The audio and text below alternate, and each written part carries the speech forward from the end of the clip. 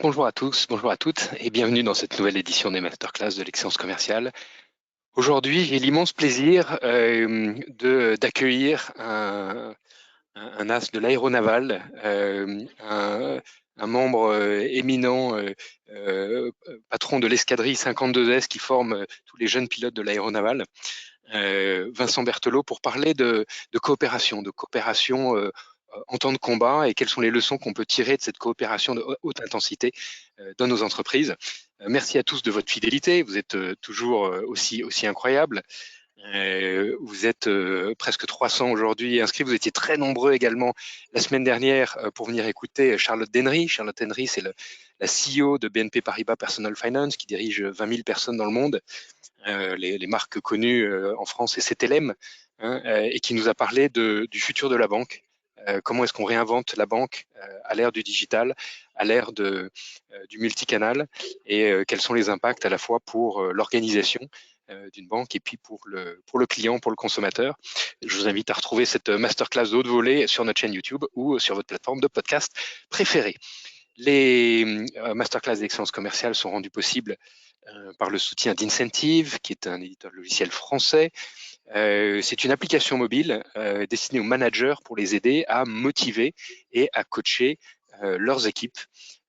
Donc faire rentrer le management dans cette nouvelle ère du digital, de l'interactivité et de la coopération dont on aura l'occasion de parler longuement aujourd'hui. On a la chance de travailler avec des grands comptes dans de nombreux secteurs, donc Société Générale, BNP Paribas, Air Liquide, Procter & Gamble ou Orange sont parmi nos clients. Si vous êtes intéressé, n'hésitez pas à contacter nos équipes. La page de publicité est terminée et on a l'immense plaisir d'accueillir Vincent Berthelot. Est-ce que Jules, tu peux nous faire le portrait de notre invité du jour? Oui, Vincent Berthelot, vous êtes pilote de chasse entré à l'école de l'aéronautique navale en 2002, diplômé en 2006. Vous évoluez au sein des flottilles 11F, 12F et 17F, majoritairement basées sur porte-avions. En 2016, vous devenez commandant des opérations de la flottille 17F. En 2018, chef de division de l'état-major du groupe aérien embarqué. Pour finir, commandant de l'escadrille 57S en 2021, une unité spécialisée qui assure la formation et le contrôle des compétences des pilotes de chasse du groupe aérien embarqué dans le domaine du vol sans visibilité, ainsi que des pilotes de chasse au vol aux instruments en basse altitude sur terre et mer. Votre brillante carrière militaire se soldera par les récompenses de chevalier de la Légion d'honneur, décoré de la Croix de la valeur militaire avec citation pour vos missions en Afghanistan, en Libye, en Irak et en Syrie. En 2003, vous écrivez votre premier livre, Les 6 piliers de la coopération. Dans la peau d'un pilote de chasse, construisez une nouvelle méthode de travail, une nouvelle méthode innovante pour toutes les équipes et dirigeants qui souhaitent réussir. N'hésitez pas à poser vos questions à Vincent et il y répondra en fin de masterclass. Merci. Alors Vincent, je suis très heureux de t'accueillir. Comme on le disait il y a quelques minutes ensemble, j'ai commencé mes études dans la marine et j'ai embarqué à bord d'un sous-marin et on avait tous sur nos voitures un petit autocollant. On était bien sûr très très fiers et très honorés de servir en tant que sous-marinier. Et on avait un petit autocollant sur lequel il y avait marqué dans la marine, il y a deux types de bâtiments, il y a les sous-marins et les cibles. Hein, il y a les sous-marins et les cibles. Alors bien sûr, au-dessus de tout le monde. Mais en fait, ce qu'on avait oublié, c'est de dire que dans la marine, il y a aussi l'aéronaval. Et l'aéronaval n'est pas une cible pour les sous-marins. Donc voilà, tu es pas une cible et tu survoles, tu es bien au-dessus des terrains d'opération et dans toute ta carrière, tu as accompagné des opérations commando françaises, étrangères, pour apporter un appui de feu à ces opérations et tu nous en parleras un peu plus. Je voudrais commencer comme première question par une première question autour de voilà, qu'est-ce qui t'a amené à te plonger dans l'univers de l'entreprise, qui est assez éloigné de l'univers militaire, pour porter cette contribution qui est absolument passionnante, qui se lit comme un roman, les 6 piliers de la coopération. Quel a été ton déclencheur pour t'intéresser au monde de l'entreprise?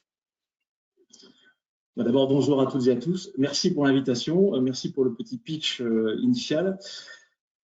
J'ai, moi, eu envie d'écrire ce livre depuis de nombreuses années. J'ai pas eu le temps de le faire plus tôt parce que j'étais très pris dans mes activités passées. C'est vrai qu'aujourd'hui, j'ai rejoint le monde de l'industrie de défense et le livre, il est un peu comme une transition de mon univers précédent, celui de la chasse embarquée, et vers ce nouvel univers celui du monde de l'industrie. C'est un lien, c'est une façon finalement que j'ai trouvé de transposer ce que j'ai appris dans la marine et dans l'aéronautique navale plus précisément, de transposer tous les outils que j'ai pu mettre en place avec mes équipiers, au sein des patrouilles de combat, pour le monde de l'entreprise. Parce que finalement, après avoir tourné ça un peu dans tous les sens, je me suis rendu compte que les rouages sont identiques, quelle que soit notre profession. Ils sont humains et ils sont basés sur les interactions qu'on peut avoir les uns avec les autres. Voilà. Donc c'est d'abord une envie, une volonté de partage, de transmission, tout à fait humblement. Hein. J'apporte les outils que moi j'ai mis en place et compris. Voilà, c'est critiquable et il y aura peut-être des questions à l'issue. Hein. Je suis prêt à y répondre, évidemment. Alors tu rentres à l'école de l'aéronautique navale en 2002 et puis fin des années 2000, c'est après 6 ans d'entraînement intensif, c'est le baptême du feu. Tu es déporté sur un terrain d'opération à l'étranger, quelque part dans le monde, en soutien de commandos anglais. Et là, c'est ta première grande leçon. Qu'est-ce que tu tires de ce baptême du feu avec beaucoup d'incertitude, toute la tension d'une première mission? Comment est-ce que tu as, avec le recul, analysé ce baptême du feu et qu'est-ce que tu en as tiré comme leçon? Oui, alors ma première mission de combat n'a pas été un long fleuve tranquille, mais c'est à l'issue de cette mission-là que j'ai compris pourquoi je faisais vraiment cette profession-là. On rentre avec une idée d'un métier, une envie, et puis on s'entraîne beaucoup. Il y a des moments de doute, il y a des moments difficiles, à tel point que des fois on se dit mais pourquoi je fais tout ça? Et puis cette première mission de combat est arrivée, ce baptême du feu, comme tu le dis, qui a fait que je me suis dit, ah oui, ça y est, je comprends vraiment pourquoi je fais ce boulot. Il est bien au-delà de l'avion de combat, il est bien au-delà des outils performants qu'on nous met dans les mains. Il est d'abord une aventure humaine. La mission dont tu parles, elle est. J'ai fait le choix de la. Alors j'ai enlevé quelques informations encore confidentielles, mais j'ai fait le choix de la partager avec le lecteur parce qu'elle est, à mon sens, un bon exemple, parmi d'autres, de ce qu'est la coopération. Pour différentes raisons, je me suis retrouvé seul à devoir décider dans l'action, dans l'urgence, de tirer ou de ne pas tirer pour sortir d'une mauvaise impasse des commandos pris sous feu ennemi au sol. A posteriori, j'ai compris les rouages qui se sont mis en place ce jour-là et que j'ai regroupés sous 3 valeurs fondamentales, si je puis dire, qui font nos interactions, qui font le groupe dans lequel on peut être amené à évoluer, qui sont la notion de co-responsabilité, le fait d'être tous responsables du succès ou de l'échec d'une mission ou d'un projet. Ce jour-là, j'étais co-responsable avec les commandos au sol, puisque mon leader n'était pas présent. Il était en train de ravitailler en vol à plusieurs dizaines de kilomètres de ma position. Cette notion de co-responsabilité donc, et cette notion de coprotection. C'est-à-dire que quand on va chercher les limites, et encore une fois, quel que soit le domaine dans lequel on évolue, on est obligé de le faire de manière collective. Aller chercher les limites, ou en tout cas sortir du cadre tout seul, c'est dangereux. Et ce jour-là, j'ai eu besoin, alors que c'était moi qui prêtais main forte au commando, j'ai eu besoin en retour de leur soutien au moment où j'ai fait un choix. Je ne vais pas tout dévoiler là, mais j'ai eu besoin qu'ils m'appuient à leur tour pour qu'ensemble, on parvienne à trouver une solution. C'est la co-construction, c'est ce que j'appelle la coopération de haute intensité. C'est comment on sort du cadre dans lequel on est habitué à évoluer, comment on sort de notre zone de confort à plusieurs, de manière collective, pour finalement mieux y revenir à l'issue. C'est être en mesure de décider dans un temps court, c'est tous ces enjeux-là. C'est ces fameux 3 co hein, dans le bouquin, co-responsabilité, coprotection et co-construction. J'aimerais revenir sur chacun des 3 parce que c'est vraiment le cœur finalement des valeurs que tu déploies dans le bouquin. La co-responsabilité, je te lis, c'est accepter le fait que les coopérateurs restent des éléments du système quoi qu'il arrive. C'est-à-dire qu'on ne peut pas faire sans les autres. On est intimement liés et finalement dans une entreprise, les différents départements, ils sont aussi intimement liés. Il y a parfois des batailles de chapelle, des silos qui se créent, notamment dans les grandes entreprises, dans les grandes organisations. Sur un terrain de combat, il n'y a pas le choix. On est les uns avec les autres et finalement dans une entreprise, on n'a pas le choix non plus. Qu'est-ce qui fait que finalement il y a cette prise de conscience? À quel moment se fait cette prise de conscience et quelles sont les mécaniques qui pourraient être adaptables en entreprise pour renforcer cette prise de conscience collective? Ouais, alors moi, cette notion de co-responsabilité, je l'ai apprise sur le tas. Encore une fois, je ne jette la pierre à personne, mais j'ai eu besoin de l'écrire pour cette notion de transposition, de partage. Je crois que on a parlé de contrat moral tout à l'heure, c'est un état d'esprit finalement à acquérir. Donc il faut éduquer, si je puis dire, les gens. Il faut leur expliquer quelles sont les règles du jeu dans l'organisation dans laquelle ils évoluent. Il faut arrêter avec l'implicite. Il faut que les managers, les leaders, les chefs prennent un peu de temps pour expliquer aux nouveaux collaborateurs, aux nouveaux coopérateurs, quelles sont les véritables règles du jeu de l'organisation. Et je vous parle pas d'organigramme, je vous parle pas de fiche de poste, je ne vous parle pas de culture d'entreprise, c'est tellement la mode. Non, je vous parle des véritables règles du jeu. Quels sont les rouages, les forces en présence, les alliances en jeu au sein de l'entreprise, de l'association. Ça peut être dans l'armée, c'est vrai dans tous les systèmes. Quels sont les véritables rouages? On ne veut pas les découvrir trop tard, on ne veut pas les découvrir à nos dépens. Donc il y a ce rôle de, si vous voulez, d'acclimatation qui c'est forcément assez descendant au départ. Ce sont les sachants, ceux qui sont en place, qui doivent expliquer ces notions-là. J'ai eu une fois un directeur d'établissement qui m'a dit « Mais non, mais le responsable, c'est moi. » Mais c'est vrai, le responsable, c'était lui. C'est-à-dire qu'in fine, c'est lui qui décide, c'est lui qui oriente, c'est lui qui va signer en bas de la page le contrat, le nouveau contrat. Pour autant, il est de son devoir de faire comprendre à ses collaborateurs que tout un chacun est responsable du succès ou de l'échec de l'entreprise en cours. Donc c'est un état d'esprit, plus qu'une véritable responsabilité écrite noir sur blanc sur une fiche de poste. Alors concrètement, cette responsabilisation de chacun, je mentionnais tout à l'heure l'anecdote de quand j'étais dans les sous-marins de mon commandant face à un conflit entre un matelot et un officier marinier, donc de grades assez différents, et qui savait en quelques mots remettre chacun à ses responsabilités en disant le matelot, vous occupez du linge de l'ensemble du bâtiment et vous êtes absolument indispensable à notre mission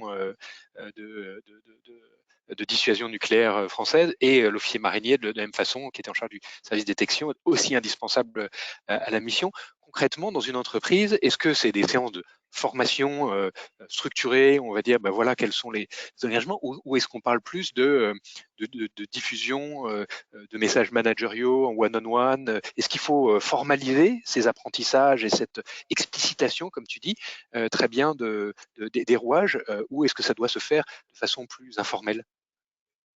Il faut utiliser tous les leviers disponibles. Évidemment, là, on a parlé du rôle du manager, primordial, mais je crois aussi beaucoup à la valeur de l'exemple. C'est-à-dire que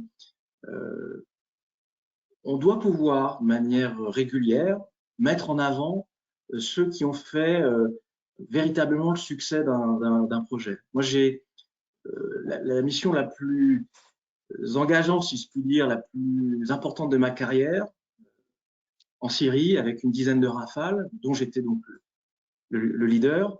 n'a été un succès que parce que le préparateur de mission, qui n'est pas un officier, qui est sous-officier, qui est une personne de l'ombre, hein, vous n'avez qu'à voir les reportages à la télé. Quand on monte le porte-avions, on montre les rafales, et assez vite on montre les pilotes. On montre pas assez les gens de l'ombre. Et ce préparateur de mission, il faut voir que une mission en rafale, c'est 80% de préparation et 20% d'action, si je puis dire. Et le succès d'une mission, c'est cette phase qu'on évoque pas souvent, qui est la phase préparatoire, dans laquelle on va vraiment peaufiner chaque aspect, chaque réglage du vol à venir. Et c'est parce que ce gars-là, dans la nuit, a vu que les modèles météo avaient évolué, qu'il a changé les paramètres de son plein gré, les paramètres qu'on avait rentrés ensemble dans le système, qui a fait qu'on est arrivé au bon endroit, au bon moment, sans rentrer trop dans les détails, pour le succès de cette mission-là. Moi, j'ai été décoré de la Légion d'honneur après cette mission, mais j'en étais très fier. Mais pour autant, j'ai envie de la partager avec cette personne-là. Et en interne, ce qu'on a fait, pour répondre à ta question, c'est qu'on l'a mis en avant, de manière tout à fait informelle. Je dis pas qu'il faut tout rendre cérémonial, entre guillemets, mais on s'est retrouvés sur un moment de cohésion assez fort, sur le porte-avions, pour célébrer cette personne-là. Et je crois que c'était un bon moment qu'il a vécu. Et c'est comme ça qu'on galvanise les troupes et qu'on fédère, hein, et qu'on donne l'envie aux gens de faire partie d'un groupe, à mon sens. Des moments inoubliables. Le deuxième co dans tes 3 co, c'est la coprotection. Alors la coprotection, là c'est quand on, alors encore une fois je te cite, quand on arrive dans une zone de perte de contrôle imminente. Perte de contrôle imminente. Alors ça, c'est des situations que les chefs d'entreprise qui nous écoutent ont bien connues pendant le Covid, hein, où tout d'un coup on perd tous ses repères. Perte de contrôle imminente, coprotection. Comment est-ce qu'on réagit en temps réel pour faire de la coopération haute performance et qu'est-ce qu'on met en place? Quels sont les premiers réflexes à avoir quand on perd totalement le contrôle? Je dois avouer que suivant les entreprises, il y a eu des réactions plus ou moins rapides face au Covid. Quelles sont les leçons que tu peux nous tirer de ton expérience de coopération à Mac 1 ou Mac 2? Ouais, le vrai postulat, effectivement, c'est que le monde est changeant, le monde est complexe, notre monde, encore une fois, quel que soit le système dans lequel on évolue, et on n'a pas d'autre choix que de nous adapter pour survivre, finalement. Coopérer ou périr, hein, disait récemment le chef de l'ONU. La notion de coprotection, c'est accepter de sortir du cadre, parce qu'on n'en a pas le choix en fait. C'est transgresser de manière, donc non pas personnelle, on ne parle pas de violation à des fins personnelles, on parle de transgression opérationnelle, parce que la situation en impose.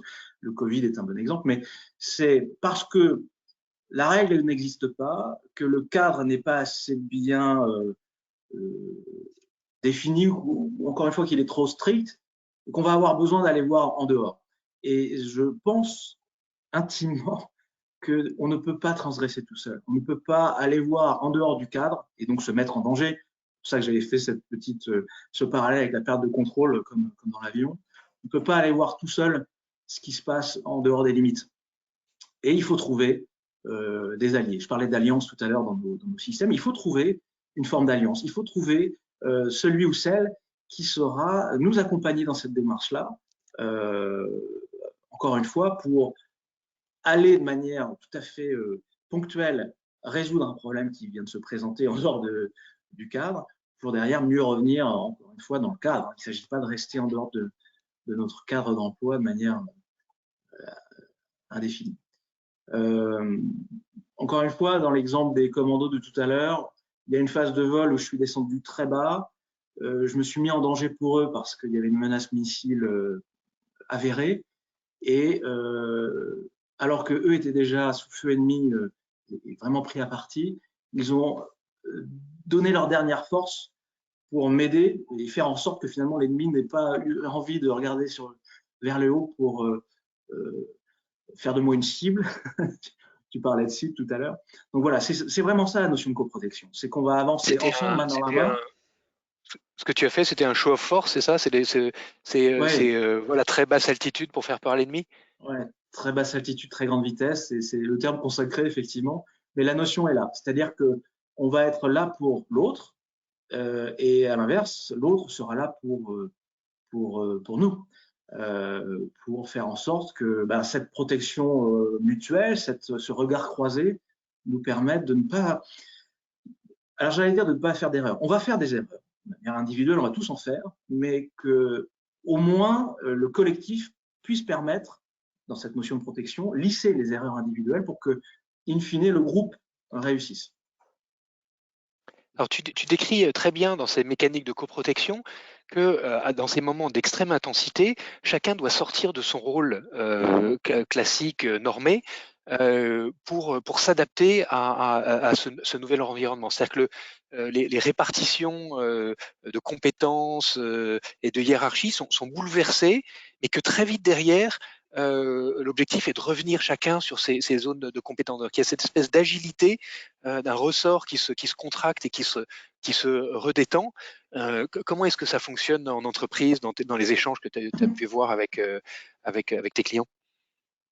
Encore une fois, l'agilité dont on parle, elle est basée sur l'état d'esprit, l'intention, le contrat moral dont on parle depuis le début. Et puis après, c'est peut-être au leader, c'est pour ça qu'on a besoin de leader, c'est peut-être au leader d'adapter le dispositif pour faire en sorte qu'on place la meilleure personne à l'instant T face au problème naissant. Dans une patrouille au combat, ça n'est pas toujours le leader qui a la meilleure conscience de situation. Pas toujours. Parce qu'un leader a beaucoup de choses à faire. Donc un leader, par définition, dans une patrouille de chasse, il est devant et il emmène les autres. Mais il peut se présenter des situations qui sont au niveau cognitif très saturantes. Déjà, la machine, le Rafale est une machine exigeante, mais bien faite, mais exigeante au niveau cognitif. Mais l'environnement, surtout très changeant dans lequel on évolue, peut devenir saturant. Et des fois, le leader va transférer certaines de ses prérogatives à un élément de la patrouille, un des pilotes, qui sera plus en mesure à ce moment-là de remplir là où les tâches à mener à leur terme. Voilà, donc c'est un transfert de charge dans l'action. Voilà. Et ça, il faut un chef d'orchestre. Ça ne peut pas être fait de manière complètement aléatoire. Et ça, Vincent, ça se fait de façon explicite, c'est-à-dire il y a un ordre qui est donné du leader à son suiveur en disant maintenant tu prends en charge tel sujet, ou c'est à force d'entraînement, cette responsabilité se déplace naturellement entre les membres de la patrouille? Eh bien, c'est les deux. Tu vois, c'est exactement les deux. Je t'ai dit tout à l'heure, enfin, je vous ai dit à tous et à toutes qui nous écoutaient que la mission reposait sur 80% de préparation. Eh bien, dans cette phase préparatoire, on va définir les rôles de base, si je puis dire, et puis les rôles secondaires, justement en cas si un aléa, quel qu'il soit, nécessite qu'on ait à faire ce transfert-là. Donc, c'est à la fois réfléchi, préparé, travaillé en amont donc, et puis parce que c'est répété maintes et maintes fois, ça devient fluide à force. Voilà. Et c'est pour ça qu'à l'entraînement, vous savez, on dit souvent entraînement difficile, pardon, je vais y arriver, guerre facile. Bon, ce que ça veut dire, c'est que c'est parce qu'on répète énormément de cas différents à l'entraînement qu'on est en mesure le jour J d'avoir une capacité d'adaptation.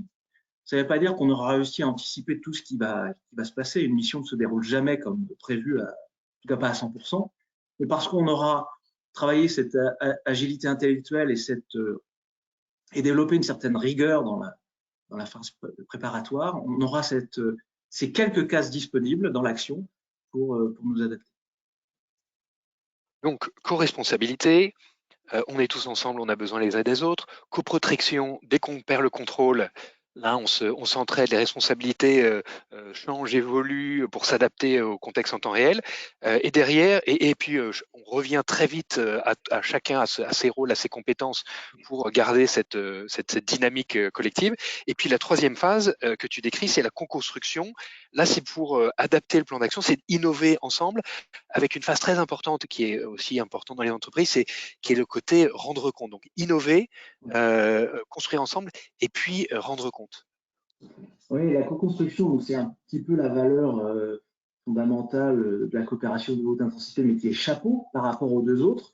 On est co-responsable et on se co-protège. On va réussir donc à construire ensemble une œuvre commune, partagée. Mais cette construction, elle est sous-tendue par plein de choses. À la fois dans la définition de la façon avec laquelle on va travailler ensemble, combien de temps, on parlait de sortie de cadre tout à l'heure, on va définir combien de temps on accepte de sortir du cadre et pourquoi, ensemble, et on va y aller ensemble. Et je crois aussi, et ça c'est, pour qu'une entreprise soit pérenne, il faut développer notre capacité à rendre compte. C'est-à-dire que je suis pour l'autonomie des équipes, si tant est que les règles du jeu, encore une fois, aient été bien expliquées au départ. Pour autant, ces équipes sont redevables envers la personne qui leur a donné cette autonomie sur le fait d'informer régulièrement, pas forcément en temps réel, place à l'action, mais dans un temps plus calme à l'issue, de rendre compte sur ce qui a été fait, pourquoi ça a été fait, comment ça a été fait, et de favoriser, là de manière plus globale, le partage de l'information et donc de rendre pérennes certaines habitudes peut-être ou certaines façons de travailler. Voilà, c'est ce qu'on appelle le REX en entreprise, le retour d'expérience, etc. Mais on appelait ça le RETEX dans l'armée, le retour d'expérience, c'est la même chose. Et c'est, je crois, le nerf de la guerre pour qu'une institution dure, surtout dans le monde dans lequel on vit aujourd'hui. Pour pouvoir se réinventer en permanence. Tu nous as parlé de ton baptême du feu, tu nous as parlé de ta mission Successful en Syrie. Tu finis ton bouquin par un témoignage sur une réunion sous tension avec un conseil d'instruction sur un élève pilote qui coche pas toutes les cases. Est-ce que tu peux nous parler de cette expérience et des leçons que tu en tires? Oui, avec plaisir. Cette expérience, elle m'a autant marqué, et c'est pour ça qu'elle est dans le livre, que ma première mission de combat. Et pourtant, il n'y a pas directement de notion de vie ou de mort. Évidemment, heureusement, c'est pas tous les jours. Et pourtant, et c'est pour ça que j'ai terminé avec cette histoire-là, c'est ce qui m'a fait le plus réfléchir sur pourquoi est-ce qu'on est un groupe, pourquoi est-ce qu'on travaille tous ensemble et pourquoi est-ce qu'en tant qu'individu qui serait isolé, on est vulnérable. Le pilote dont tu parles, ça se passait pas très bien à l'entraînement, il y avait des phases de vol qui étaient presque, enfin oui, qui étaient dangereuses, appelons un chat. Donc il a fallu, le conseil d'instruction, c'est le fait de poser les crayons, de se réunir, de réfléchir ensemble à pourquoi on en arrive là. Et ce que je trouve très intéressant dans l'aéronautique navale et dans la chasse embarquée plus précisément, c'est que quand on identifie un problème et qui concerne une personne de manière directe, eh ben, on se pose d'abord la question de savoir pourquoi est-ce que l'organisation ou comment l'organisation a pu amener à ça.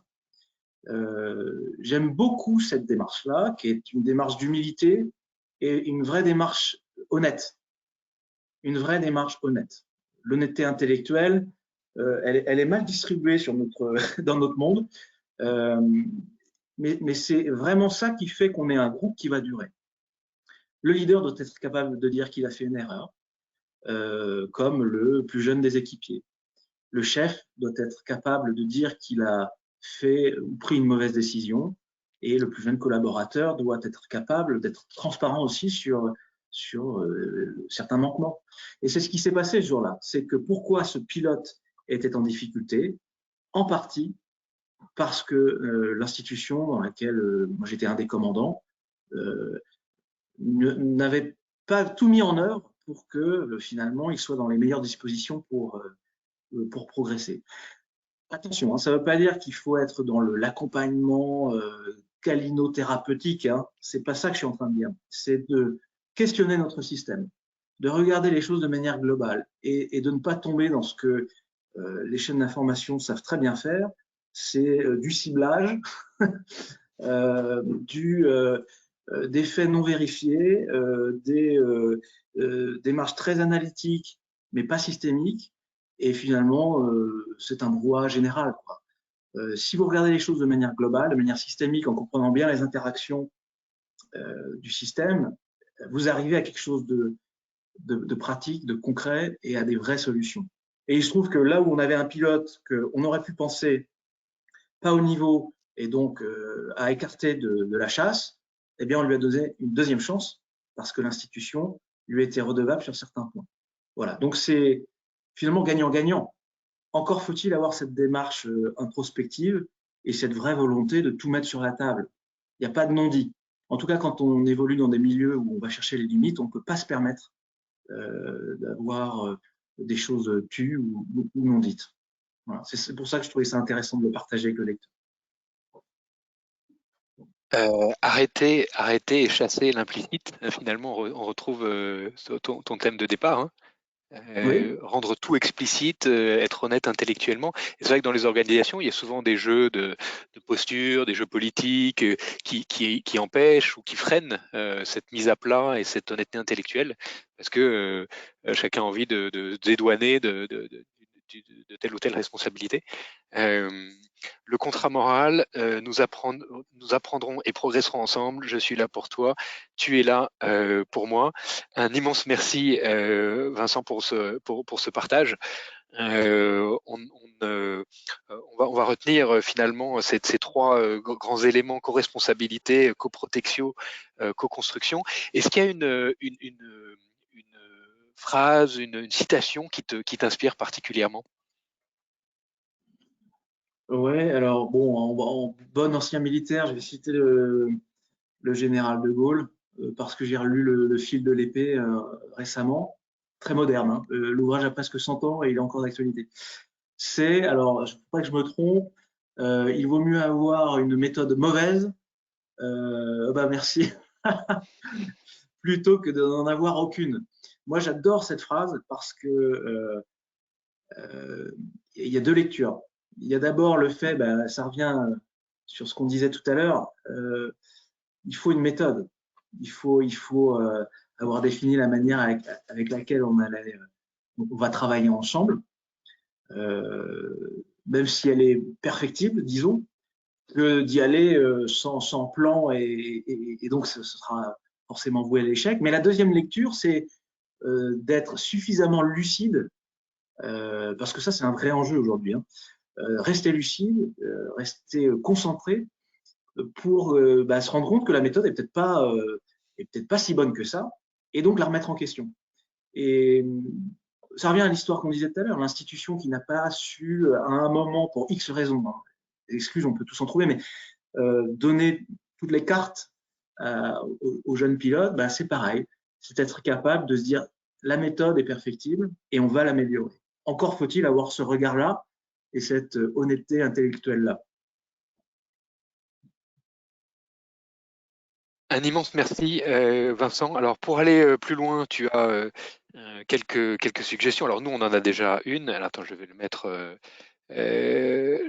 en visibilité. On a déjà une pour le sapin. C'est un livre qui se lit comme un roman, Les 6 piliers de la coopération, où tu passes en revue certaines des anecdotes que tu as abordées aujourd'hui et bien d'autres. Ça fait rentrer la réflexion sur la coopération en entreprise voilà, à un niveau supérieur d'intensité et d'agilité. Et puis voilà, ça se lit comme un roman, c'est du bonheur, aux éditions Duno. Le fil de l'épée, écrit en 1932 par le général de Gaulle. Et puis également un troisième livre, Les guerriers sans nom, au cœur du monde confidentiel des forces spéciales. Tu veux nous en dire un mot?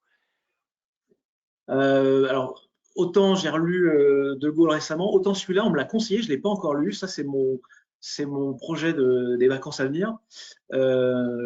Mais très brièvement, ce livre-là, il parle de gens que j'admire, les forces spéciales, les commandos de manière générale, avec qui j'ai quand même beaucoup travaillé dans ma carrière, mais ces gens-là m'ont toujours bluffé pour leur côté très pragmatique et leur capacité, il n'y a pas de surhomme, hein, même dans le doute, même dans l'incertitude, leur capacité à s'adapter et à faire avec les moyens du bord. Et j'aime beaucoup ça, cette notion-là, de faire avec. On est tous traversés par plein de pensées, plein d'émotions. Il ne s'agit pas de rentrer en lutte contre tout ça, il faut faire avec. Et moi, j'apprends encore de ces gens-là, donc voilà, je vais me nourrir de cette lecture-là. On me l'a conseillé, c'est un ami qui me l'a conseillé, donc je pousse la recommandation. Et puis on en reparlera à l'occasion, mais voilà, c'est plus le clin d'œil aux forces spéciales, à qui on doit beaucoup, et à leur manière finalement à leur état d'esprit. J'en reviens souvent à cette thématique-là, mais c'est ça que je salue au passage. Et on se joint à toi pour saluer leur courage, leur abnégation, toujours dans l'ombre. Les guerriers sans nom au cœur du monde confidentiel des forces spéciales, Jean-Christophe Notin, paru l'année dernière aux éditions du Point. Et voilà, encore une fois, un immense merci. Si pour ceux qui doivent nous quitter, on vous donne rendez-vous la semaine prochaine pour parler de leadership intentionnel avec Isabelle Cham, qui est autrice, qui est conférencière, spécialiste du leadership qui veut changer le monde, et comment est-ce que cette intention renforce cette capacité de leadership, et comment est-ce qu'on doit nourrir notre leadership d'intentionnalité.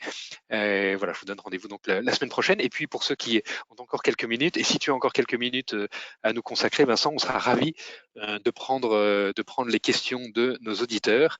Est-ce que Jules, on a des questions sur l'interface GoToWebinar? Vous pouvez la poser directement en ligne, et Jules se fera un plaisir de nous les repartager. Oui, alors Paul Foglet demande « Comment donnez-vous de la reconnaissance à ces fameuses personnes de l'ombre chaque jour et pas seulement après les grandes victoires ?» Très bonne question. Ouais, excellente question. Ça, c'est une problématique à laquelle il faut trouver une réponse. Effectivement, dans les armées, on a la chance d'avoir des choses formalisées quand même. On appelle ça des briefings ou des appels. C'est-à-dire qu'on va réunir toute la flottille le lundi matin et passer des communications générales, hein, des activités à venir, avec différents intervenants, avec un mot final pour le commandant. Mais on profitera de ces moments ensemble pour mettre en avant, comme je disais tout à l'heure, mettre en avant quelqu'un. Alors, c'est pas forcément après la grande mission de combat, ça peut être pour des choses du quotidien qui ont facilité la vie des autres. Et voilà. Et juste de saluer ça sans forcément une médaille à la clé, hein, c'est, on parlait de valeur de l'exemple tout à l'heure, mais c'est aussi redonner cet élan à tout un groupe au travers d'un exemple individuel. Voilà. Donc, le formalisme qu'on veut donner à ça, libre à chacun au sein des entreprises, hein, ça peut prendre différentes formes, mais ça part de l'intention. Et ça, c'est plus là-dessus qu'il faut travailler. J'ai encore une question de Paul qui demande « En entreprise, on prépare les temps forts qui se passent bien, mais pas forcément les temps habituels du quotidien, et c'est là que des conflits peuvent apparaître. Comment faire en sorte que tous ces moments soient bien gérés au quotidien ?» Moi, je crois à la force des routines, à la force des rituels. C'est-à-dire que il faut rendre nos échanges fluides en les rendant réguliers. C'est-à-dire qu'on ne peut pas tout gérer à grand renfort de réunions ou de points ou de newsletters. Il faut créer des moments, après la taille du groupe reste à définir, mais des moments clés, des fois courts, ça peut être debout en buvant un café. Hein. Il se passe beaucoup de choses à la machine à café, mais ça peut être des échanges comme ça qui, justement, parce qu'ils sont rendus simples et réguliers, vont faire qu'on va parler du petit truc, du petit grain dans le rouage ou de ce genre de choses. On ne va pas définir la politique d'entreprise dans ces moments-là. On va répondre aux problématiques du quotidien. Et je suis d'accord avec Paul, c'est ça qui fait qu'on peut s'user au sein d'une formation. Encore une question de Paul qui demande « Quelles sont les règles d'or d'un cadre de coopération et comment faire pour que tous puissent y adhérer ?» c'est ce qu'on a un petit peu évoqué pendant la masterclass, c'est de faire comprendre aux gens la raison pour laquelle ils sont là et surtout leur place dans le système. Tout le monde a sa place. Tout le monde a une place, en tout cas. Et une fois qu'on a compris quel levier on pouvait actionner et à qui on pouvait s'adresser, à qui on pouvait demander conseil, à qui on pouvait déléguer certaines choses, et peut-être qui, au-dessus ou sur les côtés, nous protégera, on va trouver véritablement notre manière d'évoluer au sein de l'organisation et on sera en mesure de coopérer. Voilà. Ça renvoie aux 3 CO qu'on a évoqués, je pense, tout à l'heure. Parfait, j'ai plus de questions. Merci Paul pour les questions. Vincent, un immense merci. Vincent Berthelot, commandant de l'escadrille 52S, pour ce brillant témoignage, les 6 piliers de la coopération. Co-responsabilité, coprotection, co-construction, arrêter l'implicite, renforcer les rituels et les échanges seront beaucoup plus fluides s'ils sont réguliers. Un immense merci pour ce témoignage et pour cette idée de cadeau pour Noël. Je vous donne rendez-vous à toutes et à tous la semaine prochaine avec Isabelle Cham sur le leadership intentionnel. Merci à tous de votre fidélité et très bonne journée. Merci, bonne journée à tous. Merci Roland.